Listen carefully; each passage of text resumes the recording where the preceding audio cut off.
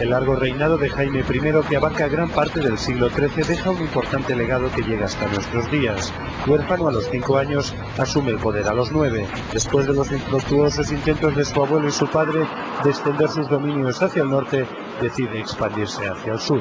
El rey es prácticamente casi, señor fundador, el consolidador de esta corona de Aragón, que finalmente se unirá, digamos, dinásticamente a través de Isabel y Fernando a partir de 1479.